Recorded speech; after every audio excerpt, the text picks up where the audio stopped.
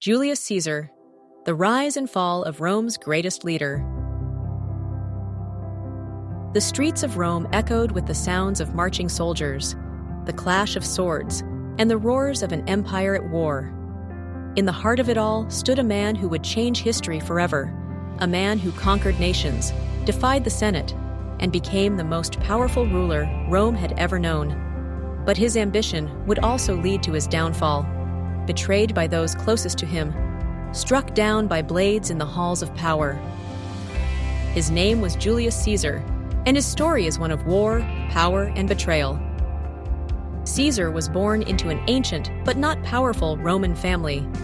From a young age, he was driven by ambition, determined to rise above the corrupt politicians who ruled Rome. He fought as a soldier, learned the art of politics, and made powerful allies.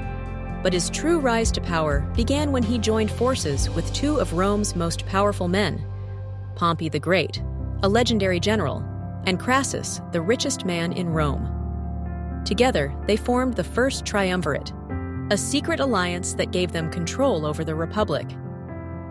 With their backing, Caesar became governor of Gaul, a land of wild tribes and fierce warriors. While others doubted him, Caesar saw opportunity. He launched a massive military campaign, battling the Gauls for nearly a decade, crushing their armies one by one. His greatest victory came at the Siege of Alesia, where he surrounded the Gallic leader, Vercingetorix, and forced him to surrender. By the time Caesar was done, Gaul was his. He had conquered an empire for Rome, and in doing so, he became more powerful than anyone had expected. But power brought enemies. Back in Rome, Pompey turned against him. The Senate, afraid of his rising influence, ordered Caesar to disband his army and return home as a civilian. But Caesar refused. Instead, he made a fateful decision that would change history. He led his army across the Rubicon River, an act of treason and war. With a single step, he declared war on Rome itself. The city erupted into chaos. Pompey and his supporters fled Rome, and Caesar marched in as a conqueror. What followed was a brutal civil war, with battles stretching across Italy, Greece, and Egypt. Caesar hunted Pompey across the world, until finally, his enemy fled to Egypt, seeking refuge with Pharaoh Ptolemy XIII. But the young pharaoh had other plans. Wanting to gain Caesar's favor, he had Pompey assassinated. When Caesar arrived, he was presented with Pompey's severed head. But instead of being pleased, Caesar was disgusted. Pompey had been his rival, but he had also been a Roman. It was in Egypt that Caesar met Cleopatra, the young queen in a battle for her own throne.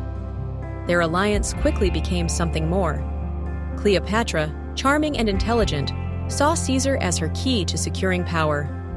Together, they defeated her enemies, and in return, Cleopatra gave birth to Caesar's son, Caesarion. With Egypt under his control, Caesar returned to Rome as its undisputed ruler. The Senate had no choice but to name him dictator for life. But not everyone celebrated his return. Caesar had too much power, too much control. The Senate, filled with men who once ruled Rome, now feared he would make himself king. The Republic had stood for centuries, and now one man held all the power.